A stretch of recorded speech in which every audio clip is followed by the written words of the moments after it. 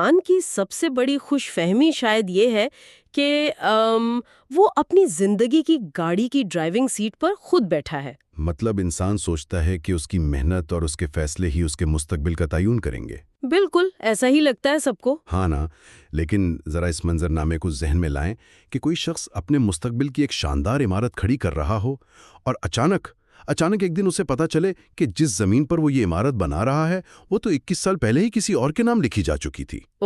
یہ تو مطلب بنیاد ہی سرے سے غائب ہو گئی۔ بالکل، بنیاد ہی غائب۔ یہ احساس کہ زندگی کی ڈوریاں کسی ایسے ماضی کے ہاتھ میں ہے جس کا انسان کو علم تک نہیں، کسی بھی ذہن کو مفلوج کر دینے کے لیے کافی ہے۔ اور آج کے اس گہرے جائزے میں ہم کسی خشک موضوع پر بات نہیں کر رہے، بلکہ اردو ادب کے ایک انتہائی مشہور ناول کے ابتدائی حصے پر تفصیلی بات کریں گے۔ اور میرا خیال ہے یہ ایک بہت ہی زبردست انتخاب ہے آج کی گفتگو کے لیے۔ جی، ہم بات کر رہے ہیں نمرہ احمد کے ناول جنت کے پتے کی، اور اس کے پہلی قسط کے آغاز میں چھپے ان نفسیاتی اور معاشرتی پہلوؤں کی جو بظاہر فکشن لگتے ہیں لیکن درحقیقت ہماری روزمرہ زندگی کی بہت تلخ حقیقتوں سے جڑے ہیں۔ دیکھیں،